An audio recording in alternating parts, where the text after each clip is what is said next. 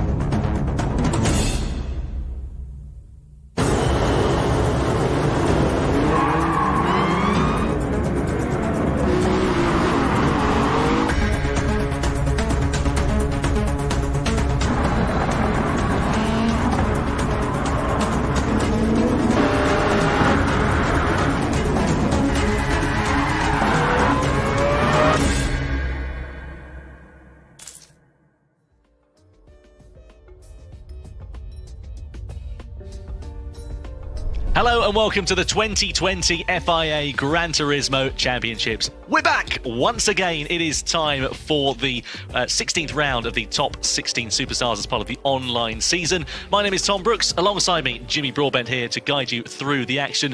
Jimmy, we're now officially past the halfway point in the season.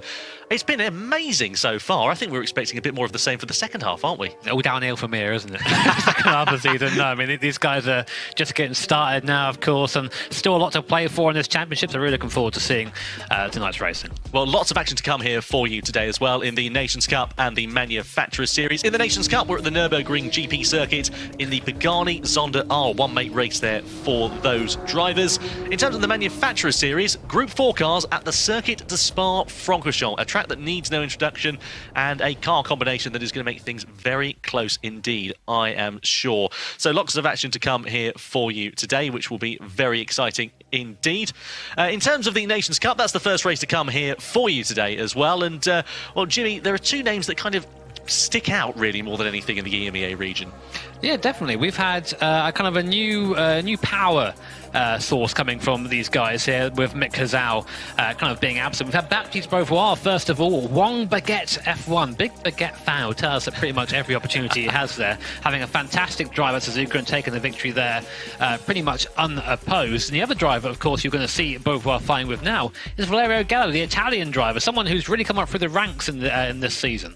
Really good to see Valerio Gallo fighting at the front as well. These two drivers, of course, competed in various World Tour events. Haven't really been there and thereabouts. In these top 16 Superstars races, though, they have been consistently at the front of the field. You can see a very different driving style there between those two drivers. Very much on the wheel, quite literally, for Valerio Gallo, like he's doing his shopping at Tesco. But that's not the case for his overtaking. You can see you wouldn't be doing that on the way in the car park, would you? Up the outside into Eau Rouge for Gallo, making that move on Beauvoir. Some hugely impressive performances from both of those drivers to now sit first and second in the standings. Beauvoir just ahead of Valerio Gallo by the smallest margin in terms of points. And if you look at the stats there, Jimmy, I mean, they speak for themselves. Look how close they are.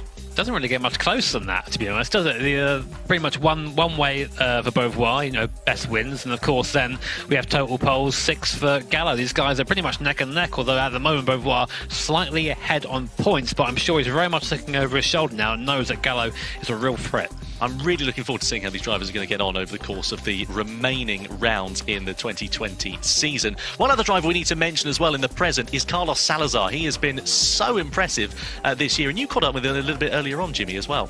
Yeah, it was great to catch up with Carlos earlier on. He was showing me around the Nürburgring GP circuit in the Zonda R, of course, our race for Nations Cup tonight. Check it out. I've got Carlos Salazar with me right now, and he's about to school me here at the Nürburgring GP circuit in the Zonda R in preparation for the upcoming Nations Cup race. Oh, yes, it was on. No overtake.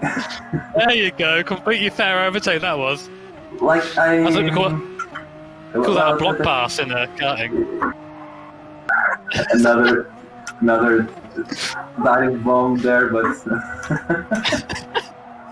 Yeah, well, that was my plan. Get you talking, then just send it up the inside. Matt, how are you feeling in terms of preparation for this race here? Of course, we're going to be racing here later on in the Nations Cup. How you feeling about it? I mean, you're looking pretty quick already, even on that hard compound tyre. Oh no! Oh no, almost. Yeah, but this car I think is a tricky one because it has understeer and it has oversteer like a lot. You know what? I can't have this. I can't have you win this, mate. Oh, he's got okay. Now we're going into race mode now. Soft tyres. No, don't you dare! Don't you dare! Don't you dare! Don't you dare! Where is he? There you go. A fair victory that was. A fair victory on the soft compound tyres there. But yeah, Carlos, mate, that was a lot of fun. I tell you what, Tom, Carlos was such a good sport. I think I punted him 2 or 3 times in that video. I mean, he was just having a laugh of it. A little bit of a tidbit, by the way, about his PSN ID. Was it PCMSSTJ? Or so yeah, it is that. Yeah. Yeah, and basically, every letter of that stands for the first name of a member of his family because it's a shared PS4 system, which I think is kind of cute, actually. So if you see him competing in reverse, it might be like his younger brother or something. Yeah, his dad's getting on there. Well, goodness me. Good to hear from Carlos Salazar, a driver who we're sure is going to be a star of the future. Anyway, over to the circuit we're going to be competing on here today. It's the Nürburgring GPF layout, a track that's been on the Formula 1 calendar kind of on and off, really, since 1984. So it's very tight and twisty in some elements, 5.1 kilometres long. Very few overtaking opportunities here, Jimmy, so it's going to reward the brave. And where do you think we're going to see the big moves being made? Probably down at T7 or at T1. Of course, T1 is a long straight down to a hairpin, and if you're good in the brakes, you can easily make up a place there, especially on the first lap when everyone's still bunched together. Penalty zone is just on before the Dunlop corner, down at the bottom of the course there. 56.7 metres elevation change, a circuit we all love. So let's go then to the grid, shall we? It's time for the Nations Cup race of the top 16 superstars for the EMEA region. The drivers have just qualified. They're all lined up on the grid. And here is how they line up. Giorgio Mangano, the Italian, starts from pole position. Alongside him is his fellow countryman Valerio Gallo, a stonker of a lap right at the very end of that qualifying session. The Hungarian driver, Adam Sapai, just a tenth of a second back in 3rd position on the grid. Alongside him, Baptiste Beauvoir, the Frenchman, in P4. Keep an eye out for him. P5, Marcin Swideric, the Polish driver. Very quick indeed, just 0.3 of a second slower than the best time in that session. Manuel Rodriguez lines up in P6. 7th position on the grid, Thomas Scabilia, again a driver who has been in very good form as of late. Alongside him is Koke Lopez, the Spaniard, who will be looking to make some progress from 8th position. Kieran Blacklock lines up in 9th place. And completing the top 10, Carlos Salazar, the Portuguese driver who we heard from a few moments ago. Marcus Condon is in P11. And alongside him is Jones in 12th position. Looking a little bit further down the order, Francis McGinn lines up in P13. Very distinctive Falcon livery on his car. With Jean Dinant, the Frenchman, in P14. The final row of the grid, making his debut, is FRT Catfish in 15th position. So, Jimmy, soft and medium tyres available for these drivers. What are we thinking? Well, the majority going for that fast start at the head of the grid, though, as we kind of used to see with this tyre compound at the moment. I've got to say, all Italian front row, Mangano and Gallo there, of course, both Williams eSports drivers. And on that, I'd say our hot pick for the race, Tom, I think Valerio Gallo's got to be. He's on a bit of a roll at the moment. Has to be, yeah. Valerio Gallo, a very fast driver, as we know, on his day. As we saw, of course, close at the top of the timing sheet as well. He actually qualified ahead of his nearest championship rival, Baptiste Beauvoir, who lines up in P4. You can see the majority of drivers in the lower half of the top 10 and towards the end of the grid have all started on the medium tyres. They must do a minimum of 1 lap, then they'll probably come in and get themselves onto the soft tyres. Let's see what will happen though. Giorgio Mangano leads the field around the final corner here at the Nürburgring. Round 16 of the 2020 FIA Gran Turismo Championships. Top 16 superstars for the EMEA region. Here is about to get underway as Mangano leads the field over the timing line. The race is green and we are racing then. Everybody heading down towards the first corner. You can see a bit of weaving there in the background as the drivers try to get some crucial heat into their tyres before they come into the heavy braking zone of that Dunlop S. So Mangano leads the field then ahead of Gallo. Everybody taking it very cleanly there by the looks of things. It looks like Beauvoir and Swideric were going side by side. No penalty already there for Beauvoir. So clearly a bit of contact between himself and Swideric. They're still side by side into the following left-hander. the Polish driver Swiderick on the inside. He's through into 4th place. He's being hung out to dry really, really roughly here. Here's Beauvoir. He's down into 5th place. That's going to compound that penalty. That is a very, very bad start for a man who is fighting for the lead of this championship. See Beauvoir there just shaking his head. He's very frustrated with that. And 2 seconds of this field, that's going to put him right at the back now, especially on that soft compound tyre, as you say. That's going to have a big impact on this championship. Meanwhile, his championship contender Valerio Gallo is right up behind his fellow countryman Giorgio Mangano, coming down to the Dunlop hairpin for the first time. As Taipei there in the background, coming in and almost taking the rear spoiler off Valerio Gallo's car. And you're seeing, just if you look at the left-hand side of your screen, the effect that penalty's had on Baptiste Beauvoir, all the way down to 10th place, and another penalty as well. And he's very, very upset now. I'm just watching his camera. He's not looking very happy, Tom. I don't speak French at all, but I can guarantee there is some very colourful French language coming out of his mouth there. He looks very frustrated, as you can see at the moment. So a difficult start to the day for Baptiste Beauvoir, and I'm sure the compound of that, the converse of that, will be that the man who's in 2nd place fighting for the race lead now, Valerio Gallo, will have a grin the size of this Nürburgring circuit as he tries to harry Giorgio Mangano for the race lead. A perfect start to the race by comparison for Giorgio Mangano as they come round to complete the first lap here then at the Nordschleife. So looks like Manuel Rodriguez from 5th position is about to come into the pit lane, get himself off of those medium tyres. You'd expect the majority, if not all, of the medium runners to do exactly the same thing as they all come into the pit lane. They want to get on the soft tyres, the quicker compound here. Look at Gallo going for a dive on Giorgio Mangano down to T1. The 2 Italians side by side at the start of lap 2. Gallo on the outside, Mangano on the inside. They're going to flick it left. Mangano does hold on, but Gallo keeps the pressure very intensely on his compatriot. Gallo's still going to try and hold the long way around the outside. They're going to flick it right if he can hold it through there. That'll be very brave indeed, but he just has to back out of it for a few moments there. Gallo versus Mangano. This is a great scrap. Yeah, Mangano firmly closing the door there on the exit of the stadium section. It was really great to see Gallo trying to use that downforce of the car, really just throwing it around the outside, using the extra speed to have the car hunkered down to the circuit. But Mangano knows better than that. Of course, both very experienced Gran Turismo drivers here, and you expect to see that level of respect. Of course, both part of the same team too. So great to see these guys running together on circuit. So, of course, Mangano will be aware of Gallo's championship situation as well. But of course, Mangano is he's out there for himself, as you would be too. So you're in a bit of a difficult situation there as his teammate. Do you do a Rubens and get out of the way, or do you just fight it all? See what happens. Well, time will tell. Meanwhile, you can see the top 3 there. Adam Taipei in 3rd position, just putting a little bit of a gap there to Marcin Swiderick, who is in 4th place, riding on board now with Adam Taipei. This brilliant onboard camera angle, just giving you a bit of an idea as to where Taipei is going to be looking on circuit, looking towards the apex. Harder brakes we go in towards that chicane. It's a very good passing opportunity there. We've got to set it up. Look at that big dab of Oppo there. Bit of a moment for Valerio Gallo coming through that chicane. These cars, they're almost knife-edge sort of machines, Jimmy. You've got to drive them so carefully, otherwise they swap ends quite quickly. Yeah, I drove them a bit earlier on with Carlos, of course, as you've seen by now, and they understeer and they oversteer. So it's quite scary to drive if you're trying to push it to get some decent lap time out of it. But these guys, of course, are ton faster than I could ever be, and really showing just why these guys are the superstars. So we're looking at 3rd place right now, the Hungarian driver, Adam Taipei.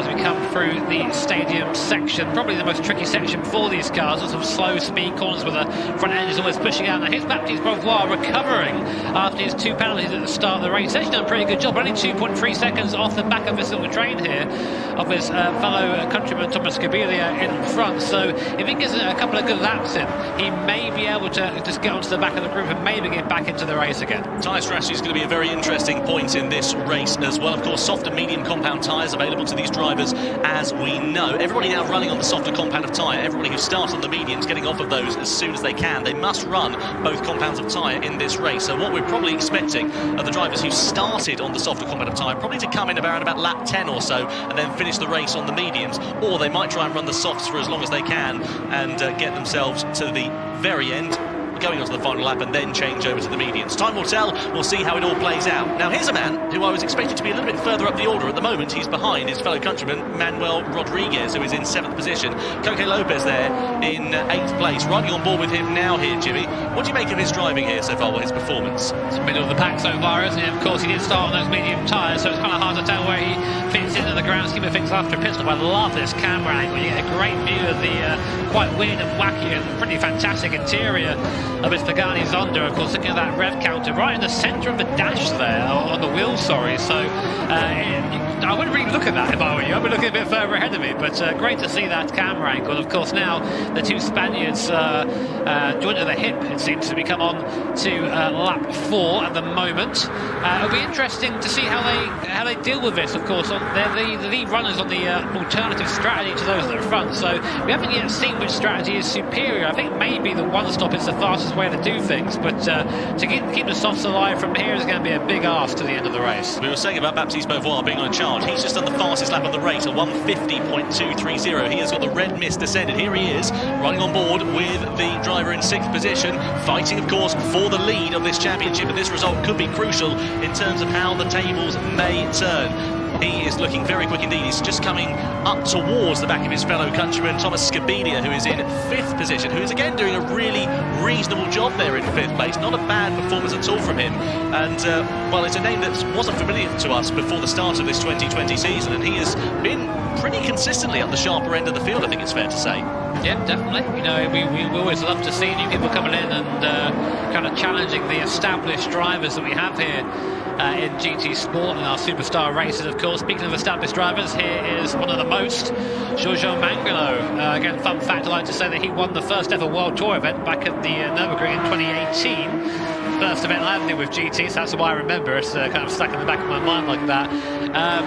Since then, not quite had the same success, but always been in the top half of the field. And of course here, showing why that talent still very much there for the Italian. Valerio Gallo in the background, making a bit of a mistake there actually coming over chicane, getting a little bit sideways on entry and having to slow down and have a slower exit as a result, and giving Mangano a bit more breathing room. 1.5 seconds is the gap now to the lead. Meanwhile, first of our pit stops, or the 30 mistake pit stops I should say, Manuel Rodriguez and Coque Lopez still just following each other around at the moment. Of course, these guys are very close, as you kind of are when you are both from the same country at the World Tour events. They always hang out together, so good friends. So I'm sure they're just not focusing on fighting right now, just trying to catch this pack, I think, at the front of the grid. I'd say it's so easy to overshoot your braking zone going down in towards that first corner, because it dips downhill as well. And if you're just a little bit offline, you break a few metres too late, it can really cost you very dearly indeed. And when drivers are being put under pressure, like for example Coque Lopez is putting on to Manuel Rodriguez at the moment, very easy to do so. Lopez there having a bit of a slide coming through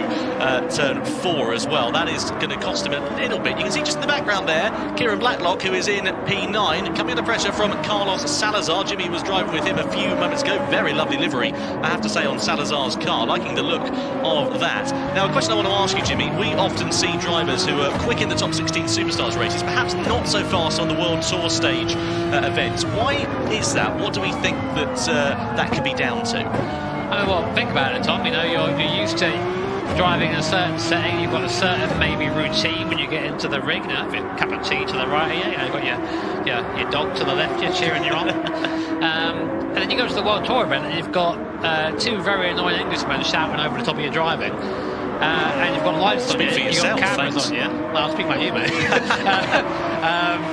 And it's just a different setting, and it can really throw you off. You know, some people adapt better to that than others, which is why I think you see some people perform better at home than they do at the World Tour events. Here's Carlos Salazar, by the way. I had a nice chat with him earlier. A really nice guy, Carlos. Not quite on the pace here, it seems, so far. Of course, on that alternate medium, then soft strategy. Now, here we are. This is interesting. We had our first of the soft starters coming into the pit lane. That's Gallo on lap 6. He's going back onto the soft tyre. So what that tells me is he's going to go soft tyre until probably about lap 14 or so, then come in for that medium tyre for the last lap. He comes out just alongside Scabidia, just slots in there in 4th place. That's good for him. And of course, look, Baptiste Beauvoir. Look how much closer he is now. Well, this is going to be interesting here for Valerio Gallo, because he's come out right in traffic, which is not what you want to emerge in your pit stoppage. You can see there he's just got Marcin Schwittering in the front of him at the moment. So let's see how it's going to work out for Gallo, but he is going to have to really try and get himself ahead of the Polish driver and get himself a bit of clear air. Set some fast lap times for that strategy to pay off, because of course he's going one stop longer than everybody else. The advantage, of course, is that he's got fresher rubber for the majority of this race. He should be significantly faster, but whether that is going to counteract the time he will lose with that extra pit stop remains to be seen. There is Gallo, just in 4th position at the moment, and like I said, he needs to get ahead of Schwittering at the moment. The thing is with these cars, of course, they're very quick. They produce a lot of downforce, so being stuck in the dirty air, especially at this circuit where it's full of a lot of medium speed corners, it's not ideal, is it? Not really.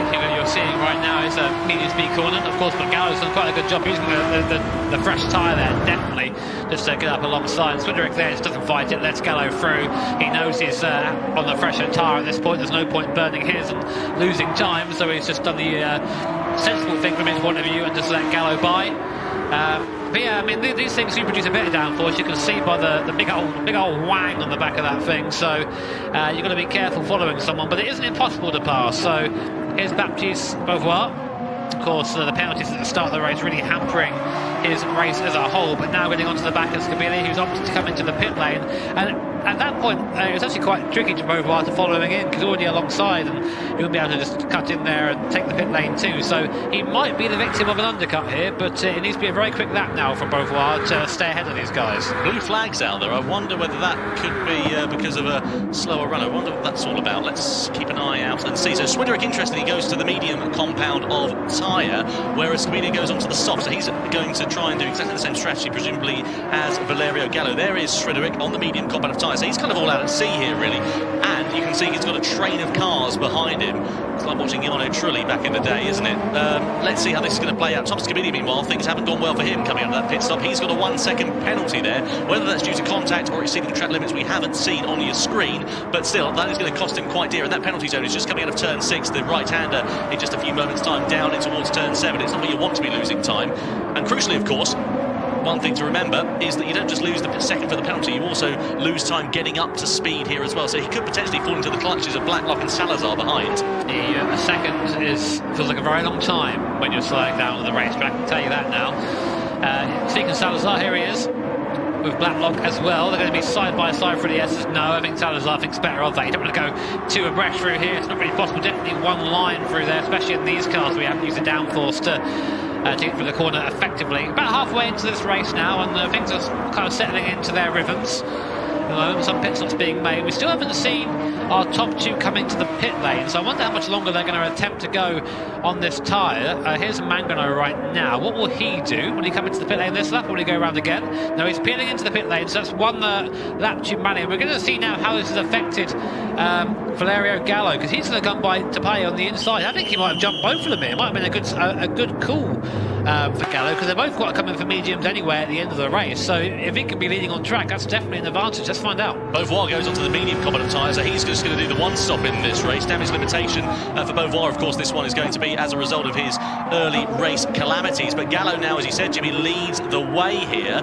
So how is this going to play out there? Of course, he has got to make one more pit stop onto the medium compound tyre, but crucially, as does Giorgio Mangano, as does Adam Tapia as well, the drivers who were at the front of this race just a few moments ago. So now Gallo has got clear air in front of him. He's got time to just put the hammer down, drive some consistently fast laps, and this could be a beautiful strategy here. Meanwhile, it's all kicking off for second place. Look at this gaggle of cars dueling for position. That's second down to about 9th position, I make that, possibly 8th place actually, but still, that's 6 cars fighting for potentially this podium place, and Beauvoir is going to be trying to defend with all of his ounces of talent that he's got behind the wheel of that one, because he is coming under some serious pressure from Giorgio Mangano. He's on the slower compound of tyre, and we can see him on his screen at the moment there, just looking pretty calm and cool as things stand, but I imagine he is probably not feeling that behind the wheel of the car at the moment. Yeah, we estimate that the medium tyre is about 1.3 seconds slower or so than the soft tyre over the course of a lap around here. So now Baptiste Beauvoir definitely reenacting the old school Trulli train we used to see back in F1, of course, but some of the best esports drivers in the world are now currently behind you, Baptiste. I'm sure he feels that pressure, although if you look at his camera, he looks just about as chill as he normally does.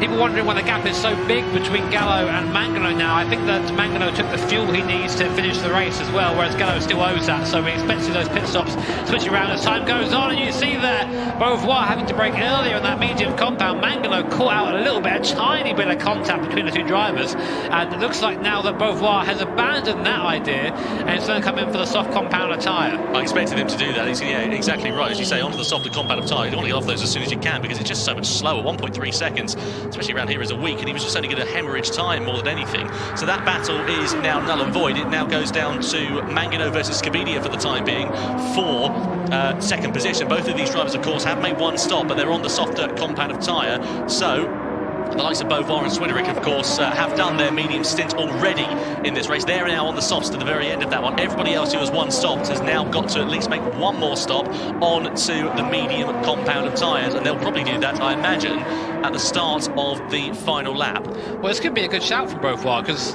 bear in mind, on that last lap, he held up the entire train. Everyone had to run his pace on that medium tyre, so he didn't really lose any time by going onto the medium relative to those around him. The only person that would have pulled away is Valerio Gallo at the front of the field. So now he's basically got a straight fight to the end on that soft compound. If he can get by these guys, and of course bear in mind that first, second, third and fourth need to pit again, he can still get up there. It's all about this stint now for Baptiste Beauvoir. So riding on board here with Beauvoir, the Frenchman. Carlos Salazar just missing the apex there at the hairpin, coming up in towards the Michael Schumacher-S, renamed of course back in 2007 following the German driver's then retirement from Formula 1. So, Salazar, what is the Portuguese driver going to be able to do? Just having a look at the lap times, actually, difference between Salazar and Beauvoir. Of course, Beauvoir, having made a pit stop last time around, was obviously a lot slower as a result of that, but those two lapping pretty consistently within one another when they've been on the same compound of tyres. So this will be very interesting to see how it goes. Here is Beauvoir with a great exit out of that corner. He's going to be in the slipstream of Salazar. Salazar goes defensive in towards the chicane, then hard on the brakes we go. Is the Frenchman going to be able to attack? Not quite, because Salazar very firmly and very well defends his line. A great exit though again out of the corner. Here comes Beauvoir, going to dive down the inside of the final turn. Side by side we go, Frenchman versus Portuguese driver. Beauvoir on the inside line, Salazar giving him racing room, very close between them, just a few inches separating those two drivers, and now it is side by side down the start finish straight. We can see Salazar's composure behind the wheel of the car, but he's absolutely relentless performance from Baptiste Beauvoir just allows him to hold on to sixth place, get ahead of the Portuguese driver, and now he's got a bit of clear track in front of him to put the hammer down. So as a comparison, Salazar looks quite chilled out despite the fact he got overtaken. Baptiste Beauvoir always just looks mildly panicked when he's driving. I think it's just also another driver that sits very close. It's seen, again, a great comparison between the two. You have, Salazar, for example, he's laid back there, nice drive position, and then you have Baptiste Beauvoir on his kitchen chair, set up, bent elbows, looking like he's very close to the thing. And whatever works for you, man, you can laugh at them, but these guys will still, kick your butt all the way around here every lap. So here is Beauvoir. So realistically now, what can he do from here? I mean, let's look at the gaps. He's got, 3 seconds to Coco Lopez in front, who is a very quick driver. It'll be very difficult to catch him. And of course, Coco Lopez, Williams eSports driver versus Volocci. I wonder if he can make that gap up. But of course, Beauvoir will be wondering what could have been, really, given the penalties at the start of the race. Started fourth, down to sixth. Can you make anything else of it? 5 laps to find out. I'm interested to see what's going to happen here, because I'm fairly sure Beauvoir owes fuel, and that could be crucial as to where he emerges out in this track. Meanwhile, speaking of owing fuel, Valerio Gallo is going to have to take some juice on board as well. 3 litres left in the tank as he comes into the pit lane then for his final stop. Hang on a minute. He's gone from the soft to the start, but of course he's run the medium in the middle stint, so he's on the soft to the end of this one, putting some fuel on board to take him to the checkered flag there. So P4 is Valerio Gallo. Where is he going to emerge on track though? There goes your race leader Giorgio Mangano. Where is Adam Tapai? There he is. This is going to be close down towards the first corner. Gallo does just hold on, but he's going to get those tyres up to temperature. Tapai will have a bit more heat underneath him, but he doesn't have an opportunity to get track position. Yeah, no mediums, Tom. He's gone soft. I think that's a mistake. That's got to be a mistake. Yeah, you're right. Sorry, Jimmy, I completely missed that. For Gallo, we've seen our live timing that he's not taking it. So what are you doing? I have no idea. You have to take the medium compounder tyre in this race. And as far as I'm concerned, he's just shot himself in the foot. That is his race pretty much done and dusted. I expected him to go pretty much to the end of the race. I don't know, it must be a mistake, either that or a gross miscalculation. Well, my apologies for missing that there, Valerio Gallo. Disappointing for him. I mean, what's he going to do now? This is the thing. He must have known he's made that mistake. That's the thing. He's either pressed the wrong button as he's coming to the pit lane, or he's doing some kind of oddball banzai strategy that we're not entirely sure about. But I can't see how that's going to work, because everybody's so closely bunched up together on the circuit. It can't have been that. It must have been an error there for Valerio Gallo, and that could potentially have cost him the race victory. Let alone that, it might cost him a chance at the podium here if he's not too careful.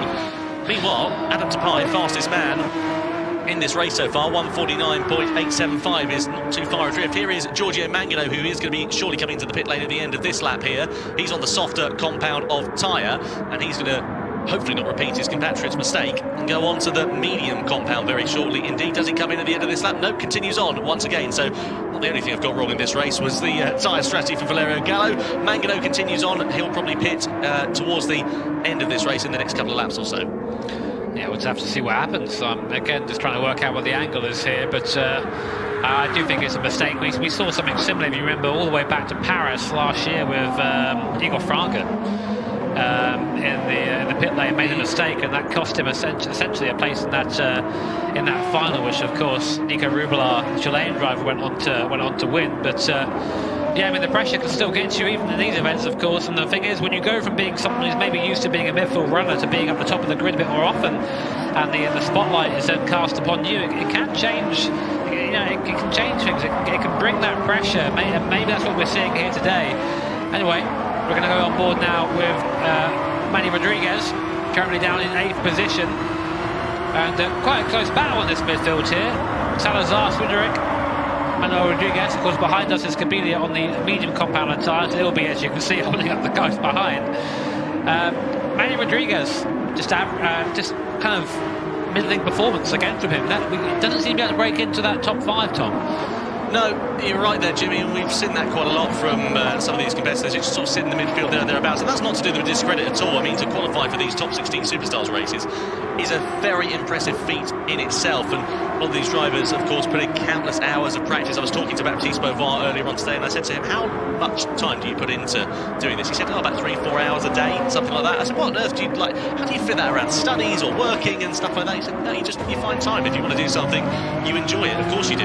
And it's a hobby, it's a passion, and that's what it is for some of these drivers. And you can see that with the performances they're putting on track here. This man here, Manny Rodriguez, doing a good job in 8th place at the moment, so just keep the pressure on to Marcin Swideric. Swideric also, in turn, doing a great job of just defending and not coming under too much pressure here either.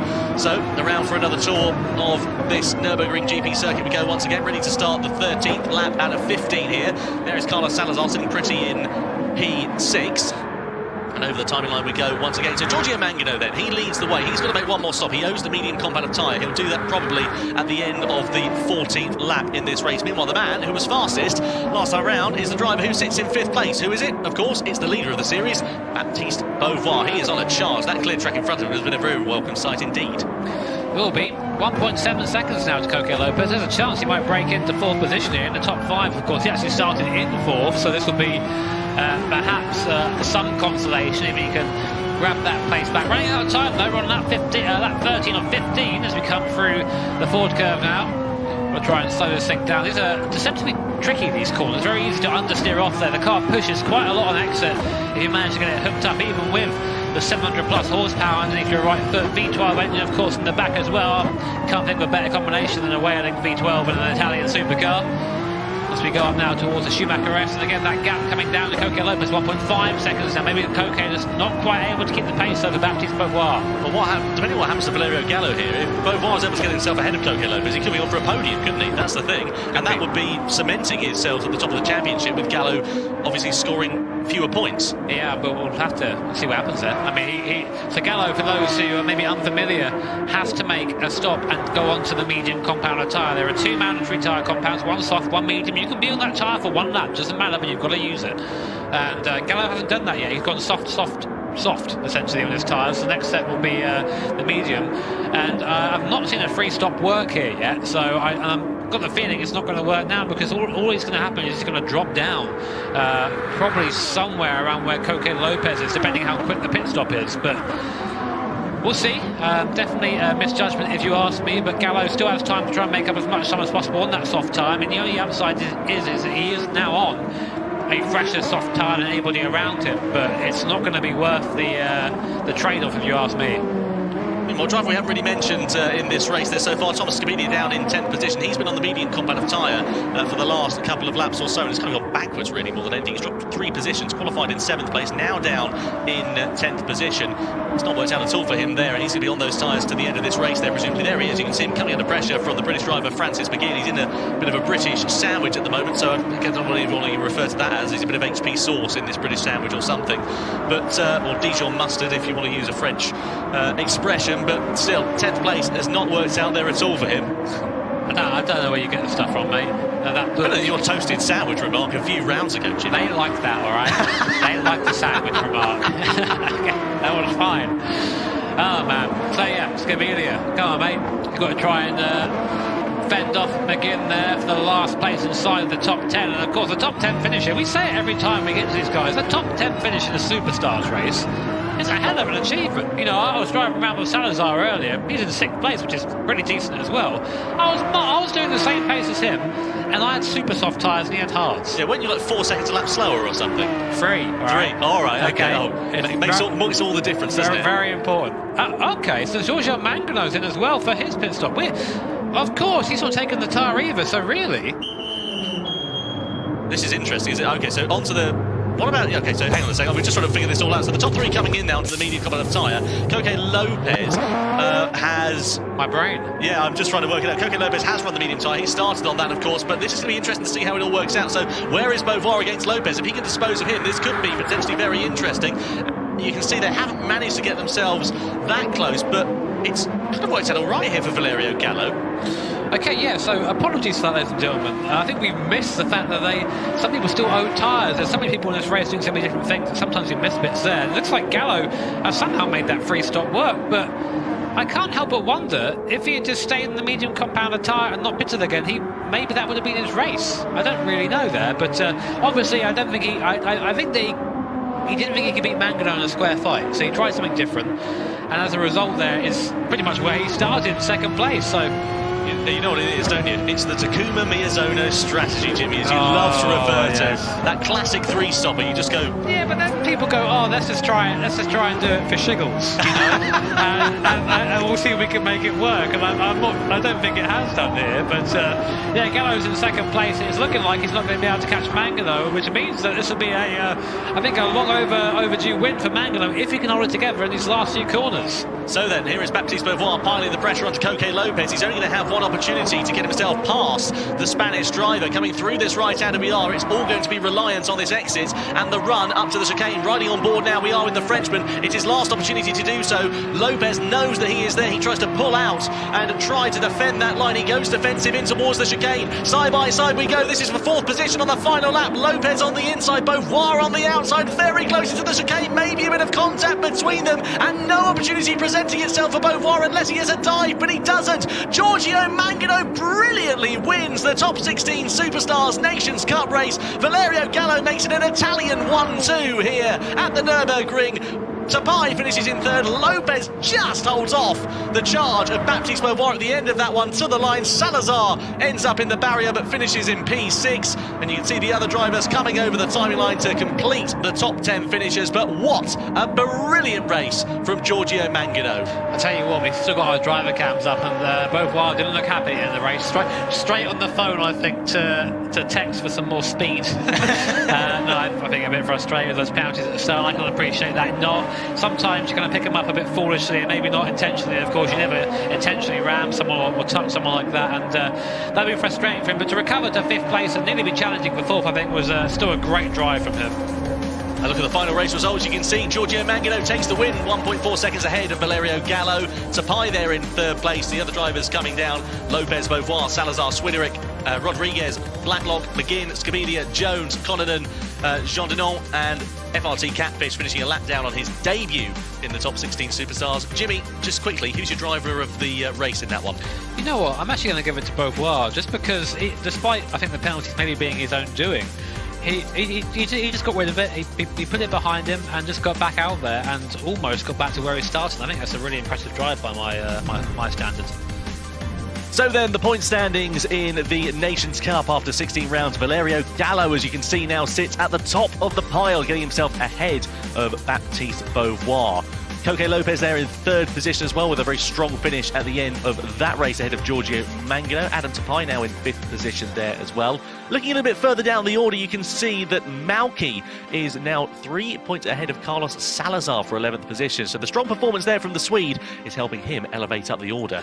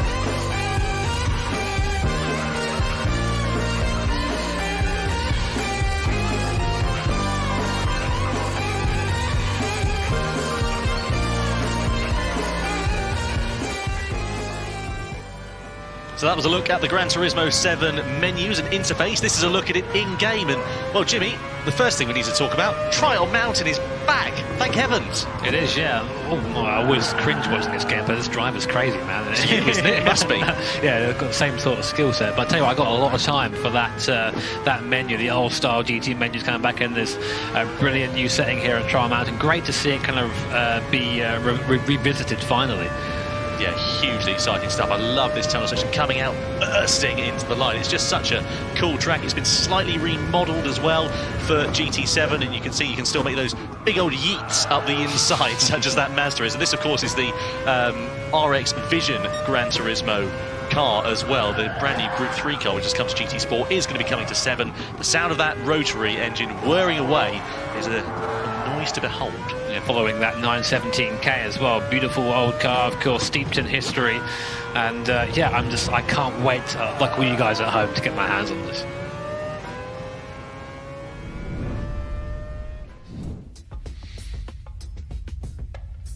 Plenty of racing action still to come here in the top 16 superstars for the EMEA region, Jimmy. That's right, and next race is going to be at the Spa-Francorchamps circuit in our Group 4 cars. A track which, of course, as Tom said, doesn't really need any introduction. We race it a lot here in GT Sport. It's one of the most famous circuits in the world, and for good reason. One of the most fun circuits to drive, in my opinion anyway. Just over 7 kilometres in length, split into 3 very different sectors, Tom.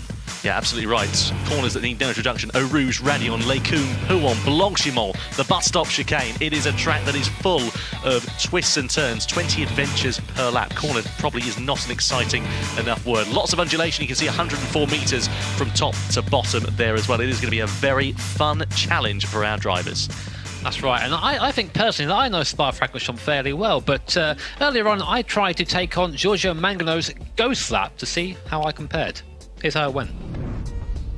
So one of the cool things about GT Sport is that you can load in other people's ghosts into your time trial mode. So what I'm going to be doing today is loading in one of the fastest guys in Europe, Giorgio Mangano, his lap around Spa, and seeing how I compare as a kind of enthusiastic amateur. So let's get to it. Here we are at Spa. My car is the Mazda Atenza Group 4 car. I've got to try and set up this lap as nicely as possible. So we're going to go really wide here, last minute, and then mash the throttle and try and get as much speed across the line for this hot lap coming up. Now, as you cross the line here, you're going to notice, there you go, it's the blue Lamborghini Huracan of Giorgio Mangano, just sneaking into frame, coming down to the source. A little bit slower on the brakes there than Giorgio is.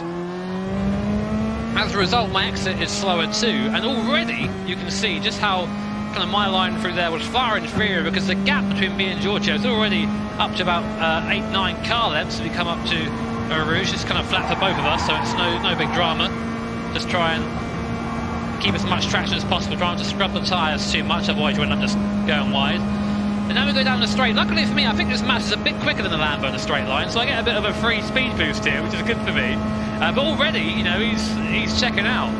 So braking at the curb here, same as Giorgio in front, try and bring it onto the curves through here. Now I'm front wheel drive, Giorgio is rear wheel drive and mid-engine, so our cars are slightly different in that regard. So the lines can be slightly different as well. Coming down to Rivage now, and I've done the Jimmy. I've understeered big time into there, overdone it. Now watch Giorgio through here, right on the curb, then just sends it in with complete confidence. I have no way I can do that yet with my level of practice and skill, and you see he's now just leaving me for dead as we go for Puon, so I mess it up as well. But again, you're seeing the difference here between someone who is an esports driver, someone who practices this track to the point where they know it like the back of their hand, and someone who jumps in for a bit of a laugh every now and then. He's just absolutely killing me in this circuit, man. But now I'm going to get the mark of shame now, I think, coming through here, because when the guy on your ghost gets too far away, the game resets the ghost to make it a bit closer to you, so you can see where it is. And there it is. Oh, the mark of shame, man. Being branded now. But even then, you see, again, the exit of Giorgio. That's the thing I think is most impressive about watching him go around, his corner exit speed. He's carrying so much more mile per hour coming out of the corner, which just allows him to carry that speed all the way up to the next braking zone. As we go through Blanchimont there, let's see if we can at least a decent braking zone coming into. Watch him on the curb on the right here. Watch him here, all over that curb on the inside. Almost don't want to use second gear there, but just touched the curb, really got a little bit sideways. We're going to come across the line. It's going to be actually not as fast as my previous time I set, but that's pretty much about 4 seconds slower than Giorgio there. And that just goes to show you just how talented and how quick our superstars are. So then to the grid for the Manufacturer Series race of the EMEA Region Top 16 Superstars event for round 16 then. All the drivers have just qualified on pole position. Baptiste Beauvoir in the Mercedes-Benz SLS AMG. Just 4 thousandths of a second behind Thomas Scabilia. His fellow countryman makes it a French 1-2. Giorgio Mangano lines up in 3rd position on the grid in the Lamborghini Huracan. Coque Lopez in P4 in the BMW M4, looking quick and very consistent as well. Abraham Hagen lines up in P5 in the Mazda Atenza. Then 6th position on the grid, Adam Tapai, the Hungarian driver for the Ford team. 7th place, Malky, the Swede, is in the Chevrolet Corvette C7. Alongside him, Florent Pongenet, the Frenchman, is in 8th position in the Citroën. Villa, the Frenchman, lines up in the Nissan GTR in 9th position. Completing the top 10 is Valerio Gallo. Just seen him put in an impressive performance in the Nations Cup as well. Nikita Moisov, the Czech driver, is in 11th position in the Aston V8 Vantage. 12th position is Musen in the Volkswagen Scirocco. The Spaniard lines up there. Then 13th place is Dilly, the Briton, in the Mercedes-Benz in 13th. With Martin Grady, his fellow countryman, in the Audi TT. Alongside him, front-wheel drive car, of course, there. Final row of the grid, Manny Rodriguez, difficult qualifying session for him, down in 15th position, a lot of work to do. And that is how they all line up here, Jimmy. Now guys, we have a treat for you. We have a couple of driver cams for you today, for 2 drivers. First of all, Florian Pagenet, who has opted to go for one version of racewear. He's got his bathrobe on today, which I'm not quite sure what sort of speed advantage that's going to give him. And secondly, we have Martin Grady, who's gone full racing driver, dressing up, I think, as the Stig. It's not really done too much for his performance here, starting P14, so hopefully that can bring him something during the race, Tom. Some say, you mean, Jimmy? Yes, some say, yeah. Goodness me. Well, no Mikhail Hazal here, of course, the championship leader in the EMEA region. He is busy studying at the moment, keeping himself very busy, he is as well. So, here is Baptiste Beauvoir. He has got it all to do and a lot of pressure on his shoulders for Mercedes-Benz. Can he convert this into a top result? We're about to find out. 10 laps of Spa-Francorchamps here for the Manufacturers Series EMEA region Top 16 Superstars race is about to get underway. Beauvoir will lead the field over the line as we go green here in Belgium. So Beauvoir leads the field as we head down towards La Source for the first time. Then Scabilia and Mangano in the 2 Lamborghinis line up in 2nd and 3rd position. Of course, it's a very spread out field with a rolling start there, so you shouldn't expect any moves to be made into that first corner, but it'll be interesting to see what it's like on the run up in towards the Kemmel Straight there. So Beauvoir holds off the charge. Here is Adam Tapai in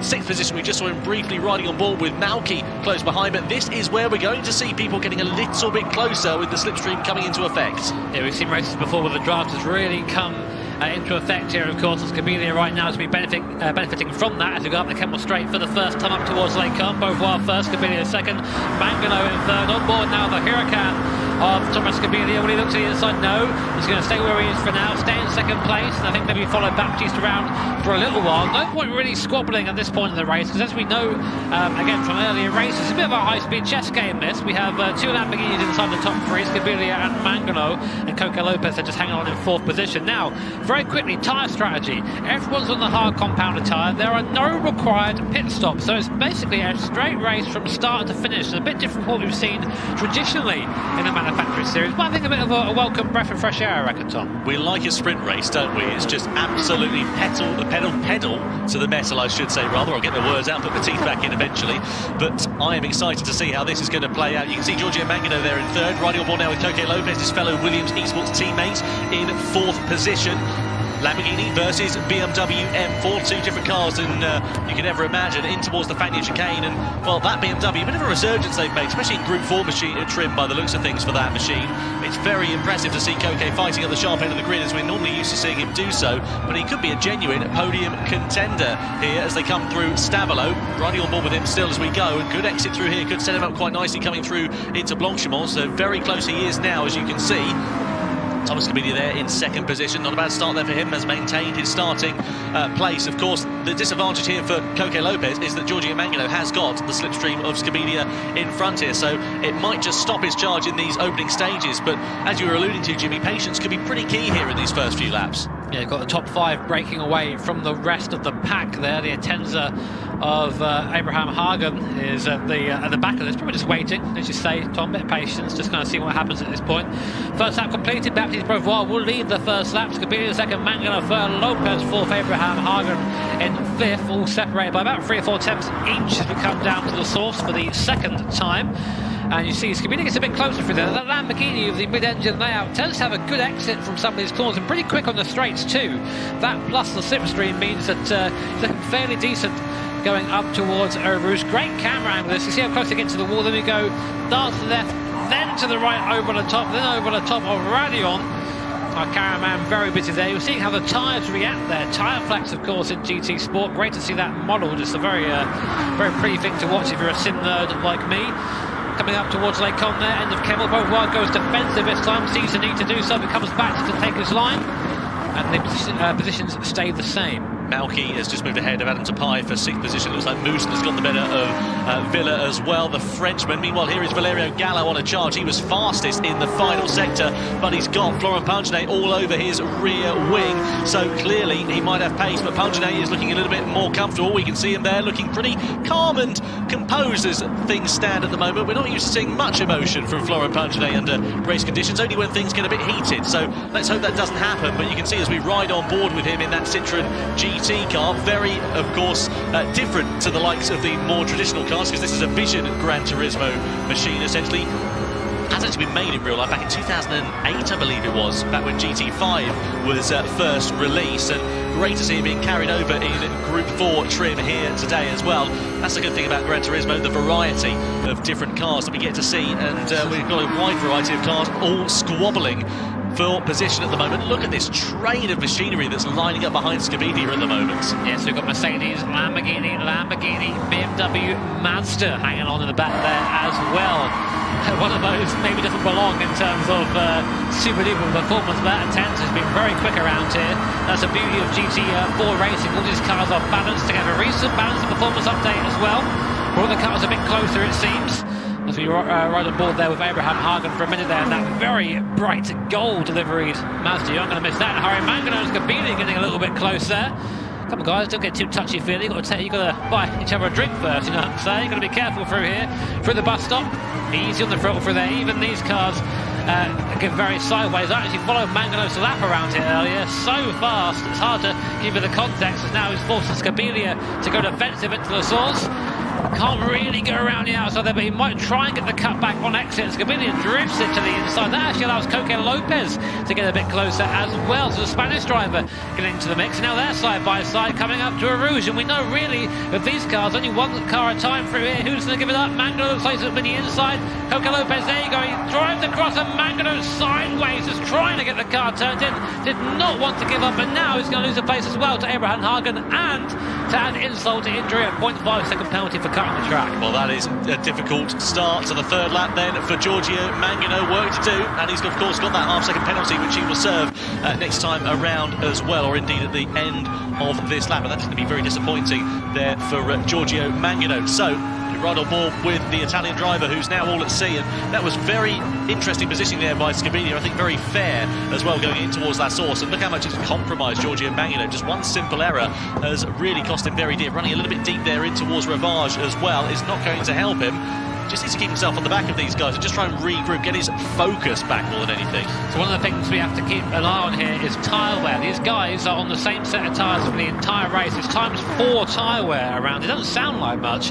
That's essentially 40 laps of Spa on the same set of tyres. And those front tyres at the end of it are going to really be struggling. So you're going to see that. I think people who are maybe being a bit aggressive at the start of the race are going to find themselves at the end of the race really struggling for that front grip. And I think that Mangano maybe already has done a bit of damage to those front tyres, but only time can tell there. So through in towards Stavelot 1 we go. Baptiste Beauvoir just keeping it consistent, increasing that gap incrementally. 1.2 seconds it now since out to Thomas Scabilia. So doing a good job righting the wrongs of that difficult Nations Cup race he had last time around. A good recovery, of course, he had in that race. However, wasn't ideal in any way, shape or form for him, and this is a nice return to form here for Beauvoir. We can see him as we ride on board looking pretty calm at the moment, which is good to see. Once he's calm and he's got himself in that rhythm, that is a very good sign indeed. Just looking a little bit further down the order, it looks like Nikita Moisov is putting a bit of pressure onto Florent Pagenet. 9th position is Pagenet, 10th position is Moisov. That'll be Citroën versus Aston Martin. Hopefully we'll get a bit of a look at that a little bit later on. Out of the final corner, out of the bus stop we go to start the next lap, as looks like Dilly is moving up the order as well, with, in fact I say that, moving down the order now as well. Very close between those guys. That's just outside the top 10.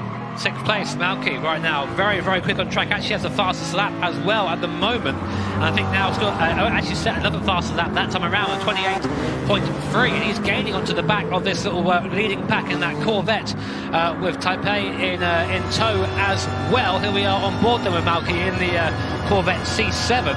Actually drove one of these around Monaco with Super GT Steve Brown. That was a fun excursion, I can tell you that for sure. Not quite as quick as this one though, as we go up towards the Kemmel Straight. Manglo then will serve that penalty, 0.5 seconds. That's going to bring him back in touch with Malky and maybe give him the slipstream and act as a stepping stone up towards the next set of positions. Something else, by the way, to mention is that the beauty of these superstar races is that anyone can get involved. If you're at home right now with your PS4 thinking, man, this looks fun, I want to have a go, get yourself on sport mode, get yourself into the FIA races, and if you're quick enough, you'll find yourselves in front of me and Tom here, I'm sure, in a few weeks' time. Christian Malky riding on board with him in that Chevrolet, as you said, Jimmy, just really looking calm and confident. This is great to see for Chevrolet as well, because we've seen them in World Tour events. We saw them in a few last year, but they were always, I think, pretty consistently at the bottom of the timesheets, or there and thereabouts. They were just not competitive at all, and it's good to see them running inside the top 10. Malky doing a good job in these opening stages. I wonder if he's pushing a bit too hard though, and what that is going to have an effect on his tyre life towards the end of this race. As you said, Jimmy, tyres will be very important. It's a very front tyre heavy circuit, this one. Yeah, you're correct, especially for these corners here, you know, the pit path, the through pool one as well, which just eats up your front right tyre going through there. And these cars, these front engine cars, are going to struggle more. A lot of the weight's over the front of the car. But they're fairly well balanced towards everyone's in the same boat. Everyone's got to keep these tyres alive, and for the Lamborghinis, really, they want to try and focus on their rear tyres more. Here we are on board now with Coco Lopez in that BMW M4, just kind of quietly biding his time at the moment behind Scabilia. The M4's been pretty strong here from what we've seen in previous races as well, Tom. So I think he's within a good chance. I mean, he's still within touch of the leaders. He's got Abraham Hagen about a second behind. He's in a good place right now as Coco Lopez. Yeah, good to see there for Coco Lopez as well. It's important for him really, because we know how competitive Coco can be. He's been very fast. Giorgio Mangano, they're running a bit wide. That's going to allow Melvin Abraham Hagen to come into play here as well as Christian Malky. Side by side we go between the Corvette and the Mazda down towards the first corner. Malky on the inside, later on the brakes, got the inside line. Here comes Tapai, ready to try and take advantage. He shuffles out Melvin Abraham Hagen. It's side by side on corner exit as well as we come on the run down towards Eau Rouge. Is Abraham Hagen going to be able to defend? He's got a good run there, but they're running side by side. Someone's going to have to give up that position, surely, coming in towards Eau Rouge, and it is Abraham Hagen who just backs off momentarily to try and counteract that. He's going to try and get a better run up the top of the hill onto the Kemmel Straight, but the upshot is now that Tapai is ahead into 6th place. In the forefront of his shot, you can see Malky versus Mangano there for P4. This is Corvette versus Lamborghini, side by side down the Kemmel Straight we go. Malky's on the outside line, he's later on the brakes into Les Coubes and through into 4th place. Mangano tries to fight it back, but he can't find a way past there at the moment. Great racing between these two guys. Beautiful move there by Malky. It was a long way around at Les Coubes. We don't see that too often, especially not in these GT4 cars. Not as much downforce as the GT3 or the Group 3 cars as we know them. And Malky really on a bit of a charge in his last lap. Again, the fastest lap of the race. He set 3 fastest laps in a row at 27.9 now, so breaking into the 27s. And really, at this rate, if he keeps going, he'll be able to latch onto the back of that top 3 and maybe even challenge for a podium or a win if you're feeling lucky. I'm sure he is. Meanwhile, Coco Lopez is doing the same onto the back of Thomas Scabilia, getting that a little bit closer. Now, what do you do if you're Coco Lopez? Do you try and push and get by? Maybe burn those tyres a little bit? Is it worth doing that to get to the back of Baptiste Beauvoir? Or do you wait? Do you wait for the other guys to do the same thing and then try and pass at the end? Will be a bit easier. This is the thing that's going to be going through your head right now if you're driving, coming out of Stavlo 2. Nice draft up the hill towards Bonsimont now, and another lap down, but these top three looking very fast, and I'm sure they'll be aware too that Malky's coming. I'm just thinking of Malky, so I was having a look at some of his stats here as well, just to put it into perspective, because he might not be a name that's particularly familiar to you, at least in the top 16 Superstars events. In the Gran Turismo Championships races, he's done 1,288 of them. He's had 856 top 5 finishes. He's won 488 races. That's an incredible number of statistics, and he is looking very competent indeed here. Here is Scabidia soaking up that pressure like a sponge from Coque Lopez. Is he going to be on the back foot in the latter half of this race? We're now on to lap 6, so we're now into the second half effectively of this one, and this is where tyres is going to get very interesting over the next couple of laps or so, especially into the closing stages of this one. Look how close Coque Lopez cuts the wall there. A little bit of an opposite lock on the exit of La Source, but he's still very, very much in the hunt for second position and potentially trying to challenge Baptiste Beauvoir before too long here. The thing is, if these guys start squabbling, that is going to be Christmas come early for the Swede of Malky, because he'll be able to just close up a little bit. Oh, a moment there for Scabidia coming over a Rouge and Rani on there. Something fun to say that even with going around the outside like Mangano, Malky was quicker than the three drivers ahead of him at the moment, but now he's giving a big old draft to Giorgio Mangano, who seems to be maybe pushing him along a little bit. I think I might have seen a bump there, may have just been imagining things, but of course it's only ever going to help out Malky, and maybe Mangano's thinking, you know what, we aren't going to catch this guy to be squabble. Maybe I've got to push you along a little bit and help you get up towards these. But the place where Malky is quick, if we look at his sectors from what I can see, is through the middle. He's quicker through the middle than all the guys ahead of him, not by much, but by a little bit, and that's where he needs to be quick and needs to push on. Of course, if you're quick through the middle sector, that usually means you're pushing those front tyres hard, and that could come back to haunt him towards the end of the race. So then, this is getting very interesting. What an exciting manufacturer series race we've got for the EMEA region. Round 16 it is, I remind you. We're now at the halfway stage, and as Jimmy said earlier on, if you fancy getting yourself involved in this action, do it. Get yourself onto Gran Turismo Sport, click on Sport Mode, all the info you need is on there, and you never know, you could be racing in this next time out in the FIA GT Championships. But look at Lopez just keeping that pressure at a constant here on Scabidia, and I think that's a huge credit to Scabidia as well, because he's just put that car exactly where the Spaniard has not wanted him to.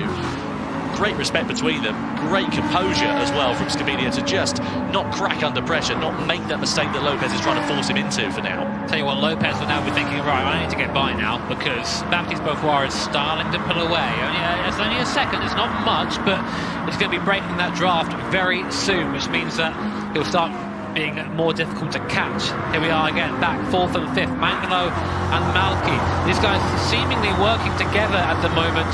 A little bit of bumping going on. The gap still 2.2 seconds between the Corvette in front and the M4 of Coque Lopez. So not quite there at the moment, but threatening to be. This is going to be an interesting finale here, because these guys in front in second and third really need to start getting a move on if they don't want to be caught by this group behind. Hard on the race we go, in towards La Source once again. Let's see what is going to happen then. I think they are going to catch up before too long. The man who was fastest last time around, fastest lap over the entire race, a 2:27.673, was Adam Tapai, the man who's in 6th position. You can just see him there in the background. He is shot in the Ford Mustang. He's right on the back now of this battle for 4th place between Malky and Mangano, and he could be ready to upset the party and potentially disrupt their charge to the podium. Let's see what's going to happen as we come over onto the Kemmel Straight once more. Well, the thing is, if they does start coming in to join the party, does Adam Tapai, these guys are going to need that like a third armpit. On the brakes we go, in towards Les Combes, riding on board here with Giorgio Mangano. Just keeping calm and smooth at the moment. Good job from Malky to, again, be soaking up that pressure and not be making too many mistakes. These guys working together very well indeed, but I dread to think what's going through the mind of Giorgio Mangano, because it's such a difficult position to be in when you're trying to attack the driver in front but defend from another driver close behind as well. Yeah, I mean, he put himself there with the penalty, I think, just trying to fight too hard with Coque Lopez earlier on, so he'll be probably ruining that choice as well. But you're seeing there out with no name, or I guess it's called X now, isn't it? I keep forgetting that. Malky just has a better exit. Just managed to get a couple of attempts on Mangano, but then again, on the way into Pouhon, Mangano's able to get the car rotated, a bit of a perk of that mid-engine Lamborghini, and get it turned in a bit better than Malky is. So we're in a situation right now where these guys can't get by each other, and in the background, or I guess foreground, Coque Lopez and Thomas Scabidia are just getting more and more fighty. Coque Lopez, I think, is really now starting to understand he needs to get by, almost pushing Scabilia there through the first part of Stavilo. Now, let's see what kind of legs this M4 has in a straight line. He needs to be getting past Scabilia soon. There we are now, on the ball, on the bumper cam on Coca Lopez. Sense of speed from his angle is fantastic and just not quite able to keep with that Lambo, even with the draft. Well, very interesting indeed there for Coque Lopez, and Beauvoir's got a 8/7 of a second advantage. Meanwhile, Mangano is against Malky, then coming towards the bus of chicane. Is he going to try and pull out and launch one up the inside and send it through? Malky's going to go defensive, surely. No, not quite, no. So he's comfortable just sitting there like that, and if Mangano wants to attack, that's on him. The thing is, if Mangano does attack, it could fall him into the clutches of Tapai there. So very smart driving actually there from the Italian. But 8 laps done, 2 laps now remain here at Spa. And I think it's going to be a little bit too little too late for Malky to close up on the battle for the podium. 2.3 seconds it is. Clearly he doesn't have the pace in the latter stages. So despite having that real and promising pace in the early few laps of this one, it's just dropped off a little bit. He's not able to bridge that gap to Lopez in third. Probably burn those tyres a bit at this point, which we kind of knew might happen if you're pushing hard. What they need now, this sort of kind of chasing group, is they need the Coque Lopez and Scabilia to have a little bit of a fight, or to have Baptiste Beauvoir come back into the fray a little bit. And we actually have a driver cam on Beauvoir, but we'll go to that in a second as Mangano looks up the inside of Malky. I think he's tired of waiting. The move is done just like that, and Malky doesn't really fight it. I'll say that, he's still there. I think he could have done without fighting that, to be honest, because look what that's done to the gap. Straight away up to 2.8 seconds where it was 2.5, 2.2. And they really have to put them a bit further back. Meanwhile, here is Baptiste Beauvoir, our leader, looking very kind of calm and collected right now in that very recognisable driving position where he's kind of bolt upright next to the wheel. I have no idea how that's comfortable, but it's obviously working for him given that he's out here right now in first place. Background, Coque Lopez is looking at Thomas Scabilia again, but just can't quite find the way through there. So, Coque Lopez, what have you got in the tank? Have you got anything to get past Scabilia? The thing is, of course, Scabilia is well within slipstream range of Beauvoir in front. We know that Lamborghini's got good legs on it. He's trying to force the Frenchman into a mistake, but the thing is, the Frenchman just isn't making those mistakes at the moment. He's looking calm and confident and just comfortable, as he has done throughout the entirety of this race. In terms of the lap time, these guys very similar, just a couple of hundredths of a second separating them last time around in terms of their times, so clearly working very well together. Beauvoir is very impressive in that middle sector. Every time that gap comes down to a few tenths of a second, it just increases in the latter half of the lap, up to 8 or 9 tenths of a second. That just allows the pressure to be taken off him a little bit. Yeah, he's got half a second on Scabilia for the middle sector as Beauvoir at the moment, so really needing to get that down. But here's where the Lamborghini shines in a straight line, so quick down the straight, so quick in fact the M4, even with the draft, can't keep with it, and all of a sudden Baptiste Beauvoir seems a little bit closer, but the exit there of the AMG just very, very strong. But Scabilia matching it, I think, and now they're starting to both pull up to the back of Baptiste Beauvoir. So we come on now to the penultimate lap. Can they catch the leader? This is the crucial question, and we're about to find out the answer in a couple of laps' time here at Spa-Francorchamps. So Beauvoir doing a good job of just holding on at the moment. You can see two very definitive groups of 3 cars of Beauvoir, Scabilia and Lopez squabbling for third position. Mangano, Malky and Tapai squabbling for 4th place in this race. Valerio Gallo, you can see the left-hand side of your screen, has been given a penalty for one reason or another. That red dot flashing next to his name. Not sure how much that penalty is for. If it's half a second or a second, regardless, it is probably going to cost him a position to Nikita Moitov, potentially Melvin Abraham Hagen in 9th place there as well. Here comes Malky darting to the inside of Mangano, down the Kemmel straight in towards Lake Combs. Side by side we go. Later on the brakes there for Malky, so he repays the favour that Giorgio Mangano did to him last time around, and he's now back through to 4th. These guys, of course, going at it to the end now. I think they know they can't catch the top 3, so they're all going to just fight over the best position they can possibly get, which right now is 4th position. Meanwhile, at the front of the field as well, it's getting closer and closer between Beauvoir and Scabilia. Half a second now between the 2nd place and 3rd, and Coque Lopez still there. They're all starting to bunch up as we get towards the end of the race. But as you said, Tom, this is where Beauvoir is strong. He's quick for his little sector, and the gap will come down to about half a second. But then, as soon as you go through Pouhon, you can see Beauvoir just pulling away as we go through the long left hand of the Lamborghini, just starting to give up, I think, at the front.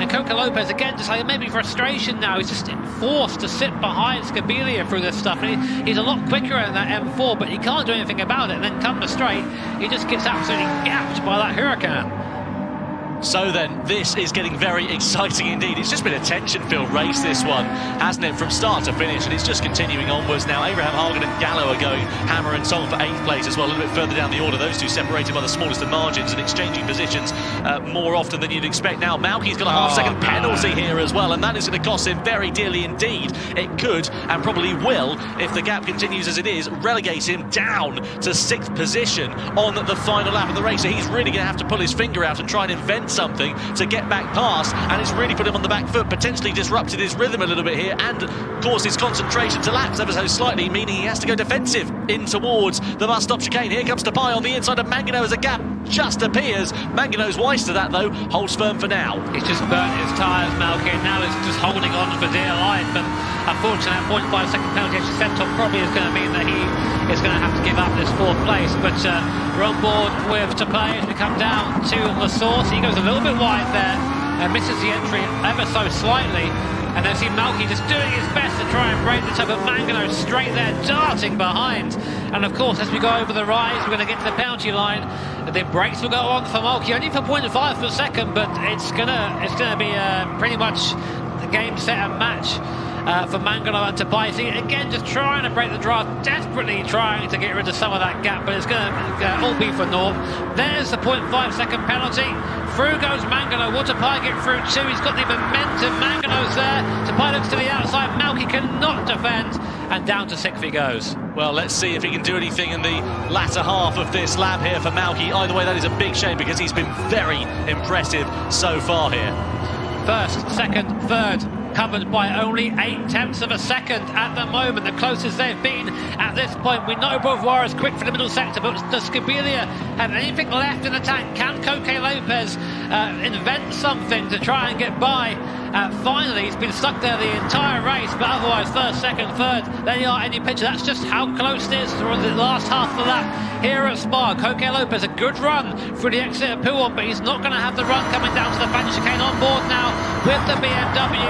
Look how much closer he gets on the brakes. Look how hard the Spaniard's trying, but he just can't quite get the car to turn in. Those front tyres are toast at this point, and it's looking less and less likely that Coque Lopez is going to get anything done. You can sense that something's going to happen into the bus stop chicane, can't you, if Coque Lopez can get the run there on Thomas Scabilia. But the Frenchman gets a great exit coming out of Stavelot too, and is that just going to be enough for him to hold firm in 2nd position? Well, let's see what happens then. Beauvoir, I think, has got this one sewn up. He's got just enough of an advantage over Thomas Scabilia to not worry about an imminent attack from behind, but Lopez there, even with the slipstream, is struggling to do anything, and I think it's just going to be a bridge too far there for Coque Lopez. Either way, a hugely impressive performance from all 3 drivers who are going to finish on the podium here. Baptiste Beauvoir comes into the final corner and out of it now to take the checkered flag in the Manufacturers Series race here for the EMEA region. Scabilia comes home in 2nd. Lopez finishes in 3rd place. Mangano is going to finish in 4th ahead of Tapai in 5th. Malky with that penalty right at the very end there will finish 6th. And look at that as Gallo runs wide out of the final corner. I wonder if he ran out of fuel towards the end there because he was crawling over the line and finishes a dejected 11th place. Grady versus Rodriguez for 13th to the line. The Spaniard finishing ahead of the Briton. Yeah, nice little, only a small reserve celebration there from Baptiste Beauvoir, but he was definitely feeling the pressure towards the end. Half a second, or just about a second, between 1st, 2nd and 3rd. And I've got to say, that format, the no strategy change, something like that, no tyre change, really worked out for our guys. And of course, our winner, Baptiste Beauvoir, for Mercedes-Benz, a great race for him. You can see the final results on your screen. Baptiste Beauvoir finishes ahead of Thomas Scabilia by half a second. Coque Lopez tried as hard as he could, but 3rd was all he could get at the checkered flag. Ahead of Mangano and Tapai in the top 5. Malky, Noisov, then Abraham Hagen, Pangenet, Moussen inside the top 10. Gallo, Villa, Rodriguez, Grady and Dilly complete our 15 finishers in that Manufacturer Series race. With that said, let's go and speak, shall we, to Baptiste Beauvoir after that impressive performance. So, Baptiste, after taking that win, you're in the top 2 positions in the Manufacturers Series and you're number 1 in the nation's standings. How does it feel to be on top in the European region? Yeah, it's so nice. I got the same point than Mikel. I can see it just now. Well, that's good. That's good. I took that will be behind Mikel anyway, about a point point to win tonight, but that's good. I will try to defend now my place against Mikel. Of course, it's gonna be hard. I know the pace of Mikel is definitely one of the best drivers in the world for me. That's good, and that's good for Mercedes. It's good. I've got to ask, because we have the camera on you, of course, when you're driving. And although it wasn't during the race, before the race, I saw you with a baguette, just having a little munch. Yes, yes, I got it. I always eat. Is this some sort of pre-race thing? I always eat a baguette before the race for try to get some energy, positive energy. So you can see I already eat the baguette a little. And if you want, you can eat too. You want? So that's a secret, is it? How to be fast on Gran Turismo Sport. All you need is a baguette. And, well, a Baptiste Beauvoir helps. Baptiste, hugely impressive performances here today. Very well done. Great to chat to you. And we look forward to seeing you racing next time. Thank you, guys. Thank you. Let's take a look and see how that race result changes things in the Manufacturer Series standings. Well, you can see that Baptiste Beauvoir now effectively inherits the lead from Mikael Hazal, tied on points, those two drivers. So that is going to set things up to be very exciting in the second half of the online season. You can see there Thomas Gavidia in third position ahead of Valerio Gallo. Coque Lopez tied on points with the Italian for fourth place as well. A little bit further down the order, looking pretty close between a few drivers. Exciting to see how things are going to change and what is going to happen in the second half of the 2020 FIA Gran Turismo Championships. Well, some unbelievable racing in the Top 16 Superstars event for the EMEA region here for the FIA Gran Turismo Championships. Jimmy Broadbent, some absolutely brilliant action from start to finish in the Nations Cup and indeed in the Manufacturer Series, as we just saw as well. I've got to ask you, as I always do, what is your moment of the race? What is your moment of the evening, the event, whatever you want to call it? I'm tempted to say you put me on the spot now, but I'm going to say instead that I think just the entirety of the Manufacturers race, I think that new format with the no stop and the hard compounded tires around a circuit like Spa, where slipstream is quite important, I think it was damn awesome. So, how about you, Tom? What was your moment of the race? Nobody ever asked me. I've never felt so wanted in my entire life, Jimmy. Thanks very much. Now, my moment of the race, I have to say, my moment of the evening must have been Baptiste Beauvoir's comeback, I think, in the Nations Cup race. Everything was against him in those first few laps, and he just really pulled it around and didn't let it phase him. Hugely impressive stuff, really, more than anything. And we saw exactly what that Manufacturer Series event win meant to him just a few moments ago. So I'm really excited to see exactly what he's going to be able to do in the future for the FIA GT Championships. Speaking of the future of the FIA GT Championships, we're back, of course, on the 5th of July for round 20. It's going to be really exciting, so I hope you can join us there. From Jimmy Broadbent and from myself, Tom Brooks, thanks very much for joining us for this time, and we'll see you then.